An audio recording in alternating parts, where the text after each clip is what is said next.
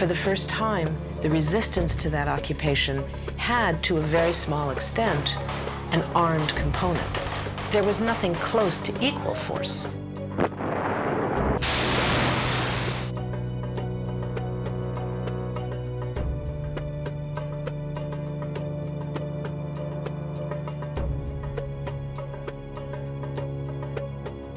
At every stage, they had used grossly excessive force against a completely defenseless civilian population.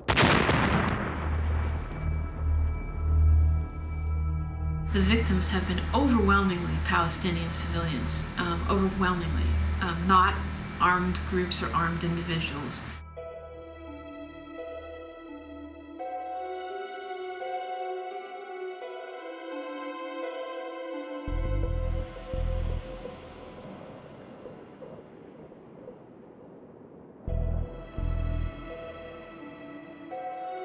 Israel has established all of these checkpoints within the West Bank, which require Palestinians to wait hours and hours to go very short distances.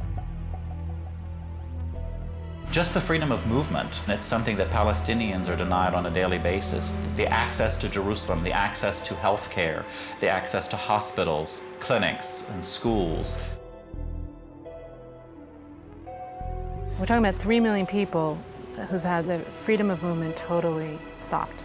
It's a violation of international law, that the right to freedom of movement is a fundamental right in the Declaration of Human Rights. What you have is young Israeli conscripts who look bored. These guys are sitting out there and they're watching thousands of Palestinians go by.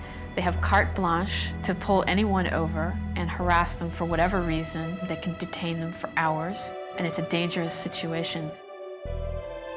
The main population that are being affected by Israeli policies is the civilian population. Those population who is not being involved in any attacks against Israelis, civilians or the army. During this time of closure, unfortunately, there have been lots of bombings, lots of attacks. The closure is not meant to deter suicide bombers. It's meant to punish and put pressure on 3 million civilians. People do not earn anymore because the majority of the Palestinians used to work in Israel, and the majority of the Palestinian economy was based on the income of people who were working inside Israel. Now they cannot go into Israel, so tens of thousands of families just lose the source of income that they had.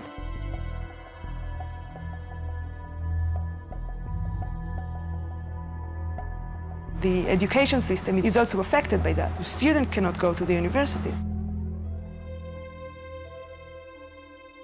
Birzeit University was subject to army closures for something like 18 times. The longest closure was during the first Intifada. For 5 years, we could not set foot on campus. During this period, we organized what the Israeli army called cells of illegal education. We were teaching in apartments, in rented flats, in churches, in mosques, in gardens, in cars, and we kept our infrastructure. Even this attempt to minimize the damage and to keep the university going, they attempted to crush it. I went to college in the States and I found it very differently. Your biggest worry about in the States is if I'm gonna pass my class, or oh, I hope I have a lot of friends. Over here it's totally different. You have to worry, oh my God, would I be able to get to school? Is there gonna be a checkpoint? Is there gonna be a demonstration? Am I gonna get shot at? Is there gonna be tear gas? So it's completely different. Here, it's just you don't know if you're gonna live or you're gonna die, you know? You're going to school as if you're going to fight a war. You don't find a tank in the middle of the road on your way to college. Just the other day, there were 2 tanks and an army jeep, and they're standing there checking your passport and, your student visa and all this stuff, and it's just we want to get to school, we want an education. We're humans, and we have a right to our education. In places like the United States, people cannot understand what's going on because simply the experience is beyond their frame of reference. I can't study at night because my bedroom light is going to be open and it's across the street from a settlement. They shot at me. I was reading my biology book. I was studying for my midterm, and my mom and dad are like, "No, get out of the room," because they started shooting. I was like, "No, Mom, I want to get an A in the class. Let me study." So I'm sitting there, and all of a sudden you hear something on my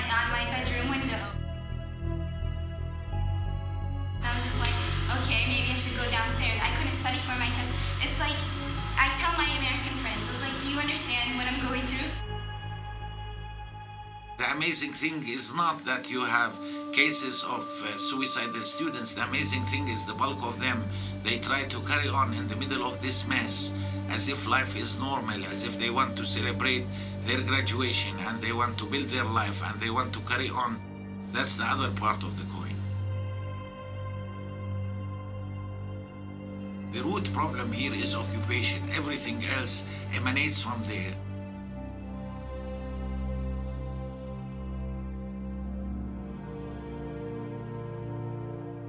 The most severe problem is people who need medical care.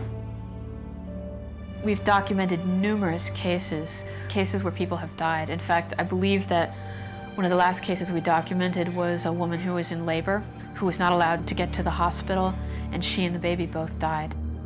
If people like that, if people who are really sick and really need to go to hospitals cannot do that, so I think you can imagine what happened to regular people that just want to go to work, just want to go to do some shopping, or even just visit friends. It's like living in a prison, a gigantic prison. Haaretz, the intellectual newspaper in Israel, ran a whole, like a 4-page magazine article on the refugee issue.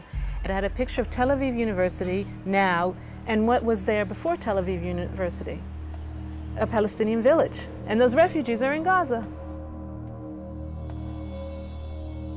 غزة والله يا عمي غزة الثانية شافت الويل ويل عاد نكذب والله غزة احنا معانينا بس مش قد غزة مستحيل أكتر غزة أكتر. I think that Gaza is a main problem. There are lots of violations that you will not see in the West Bank, you will see in Gaza. We find it hard to monitor the human rights situation in Gaza because the Israeli army do not let us in.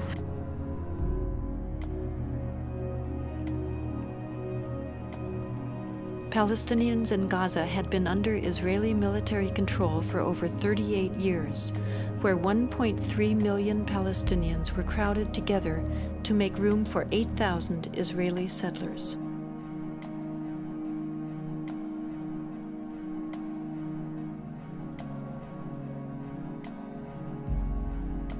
In August of 2005, Israel dismantled its settlements and military posts inside Gaza and relocated its settlers.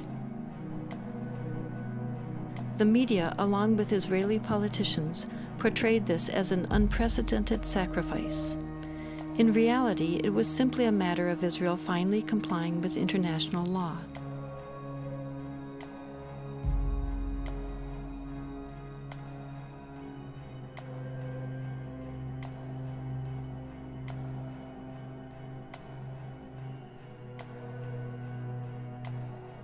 Although Israel's presence inside Gaza is no longer visible, Israel will still retain ultimate control over Gaza's borders, coastal waters, and airspace, creating a virtual prison.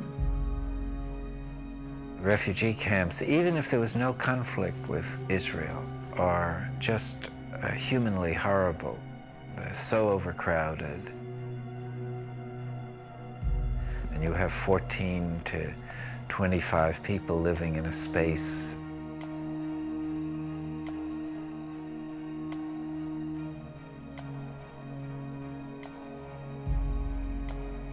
There's no place for children to be there. No streets, there are little alleys, no trees, nothing.